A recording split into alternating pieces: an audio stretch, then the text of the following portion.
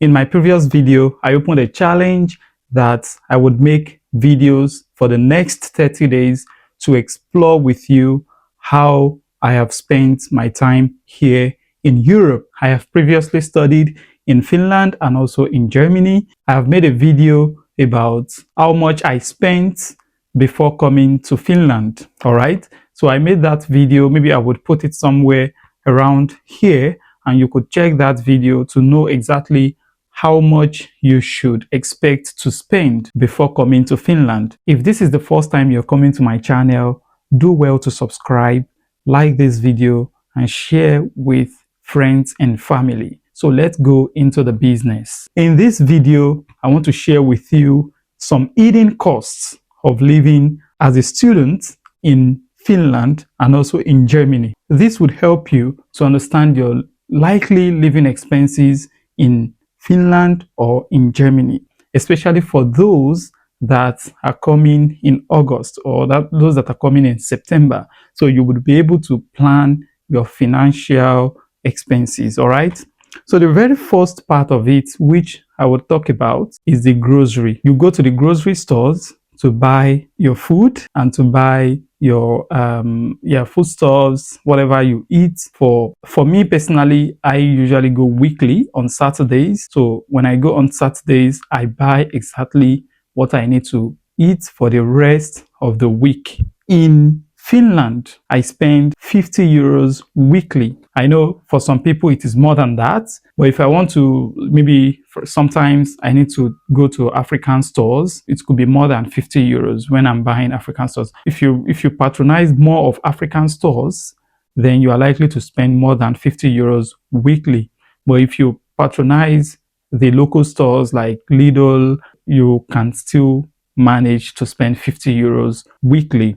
So that is a total of 200 euros. But for Germany, 300 euros monthly. If you're coming newly, I would say that come with those African related foodstuffs that you're likely to spend more on. You could come with gari, you could come with poundo yam, you could come with elubo and some other African related meals that someone like me would like to eat. Now let's move on to the second part, which is rent. For Finland, I spend average of 295 euros monthly for my rent. So 295 euros monthly, let's say 300 euros or yeah. But in Germany, I spent 350 euros. So Germany is a little bit more expensive than Finland when it comes to rent. Now the next part, which I will talk about, is cafeteria. So this is not important. You don't have to go to the cafeteria regularly. I don't go to the cafeteria more than 4 times in a month. So I don't spend more than 4 times in the cafeteria in a month. But in Finland, they have ravintola. Ravintola is a student cafeteria. Eat as much as you can for 3 euros, for 2 euros 95 cents. So it's like a buffet. It's a buffet strategy. So you could go there, take what you want to eat, take bread, take milk, butter, potatoes, water, all of this. As a student with your student ID, you would not pay more than 2 euros 95 cents. But in Germany, though, they have the student cafeteria, which is called Mensa. So this Mensa, it depends on what you want to eat. You could spend up to 7 euros, 10 euros, 15 euros on whatever you intend to eat. 12 euros in Finland and 20 euros in Germany. Then the next one, which they are very closely related, is the telephone. So you make calls, or maybe, yeah, you want to make some calls. I don't really make calls, but I need data to go around, because when you are outside of your apartment, there is no internet most of the time in some places. Then you need to buy some data on your phone, which you can use for Google Map, you can use to check information quickly. Both in Germany and in Finland, I spend 10 euros monthly on telephone. Then the next one, which is health insurance. So it's it's an important aspect of living in Europe. So you pay health insurance. monthly or maybe semester. So one thing I like about Finland is that we pay our health insurance, student health insurance to Kela, and it's semester based.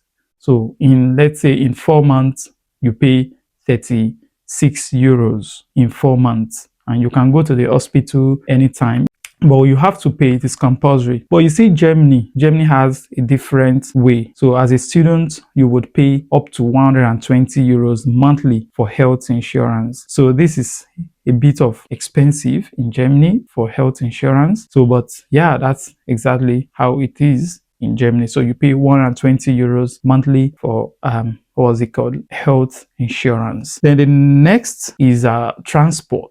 In Finland, I live in Turku. So in Turku, they use Folly bus. So you could buy Folly bus tickets. There are different types of tickets depending on how you navigate yourself through the city or to the university. If your university is very close to your apartment, then you might not have to buy bus tickets. You could go with your bicycle, or you go with your scooter. You would have to buy bus tickets for about 40 euros monthly if you don't have a bicycle, or you don't have a scooter, or you don't want to walk. So, but in Germany, we pay what is called Deutschland tickets. So Deutschland tickets is a ticket as a student around 20 euros monthly. And when you pay this 20 euros monthly, you could use the bus, you could use the train, you could go to other cities for almost free using the Deutschland tickets. And why I prefer Germany for this is that when you buy the Deutschland tickets, you could go to other cities for free using your Deutschland tickets, 20 euros per month. So, but what I love about these two countries is that you could get a bicycle, especially during the summer. You could use your bicycle all through because the bicycle lanes are very, very good. You can see the lanes on the screen. They are very, very good. If you know how to ride a bicycle, then you would a little bit spend lesser on transportation. So bicycle cycling is normal in Europe. Even our professors, they use mostly bicycles. Okay, so the last part of it is miscellaneous. So miscellaneous, for me, maybe for some other people might be different, but for me, miscellaneous include laundry. So sometimes I take my clothes to the laundry machine, and we have to pay for that. Then also maybe printing in the university or somewhere around. In Finland, as a student, you can print for free with your card. So you have a number of pages that you could print per semester, about 200 pages per semester for free. But in Germany, there is nothing like that. So you have to pay for printing. So that's also part of my miscellaneous. The other part of my miscellaneous, especially when I just arrived, was Temu. So I buy many things from Temu. No disappointment anyway, but yeah, the quality might not be as expected, but it could save me when I just arrived. So I bought some things from Temu. Then the other part is Amazon. So I order things also from Amazon once in a while. And yeah, and maybe you might want to ask me about my hair. I don't cut my hair at the barbing salon. I cut my hair myself. So I don't go to the barbing salon anymore. When I was in Nigeria, I go to the barbing salon and I pay 1,000, 1,500 to cut my hair. But when I got to Europe and I was told that I need to spend up to like 15 euros to cut my hair, then I feel, wow, why? Then I got myself a clipper. So I started cutting my hair myself, and you can see, yeah, it's very nice, all right? So I cut my hair myself. So it's something I have learned to do myself. So I cut my hair myself. I don't have to go to the barbing salon. So this have saved me a lot of money, because if I have to go to the barbing salon, at least I will go to the barbing salon twice in a month. So that means I will be spending 30 euros monthly on cutting my hair. So I do it myself now. So if you're a woman, maybe that would be extra expenses, but you could communicate with fellow Nigerians or fellow Africans. They could braid your hair for you for free, or maybe you could just pay them some money.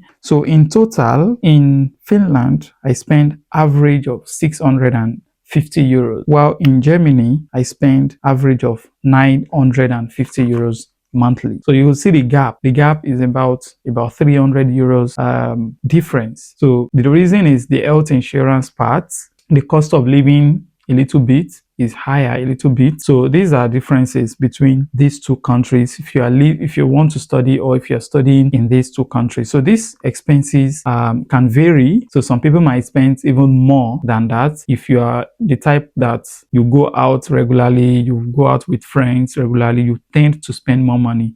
I hope you are following this 30 days challenge and you like my video. Subscribe if you are new to this channel and share this video to others so they can benefit from it.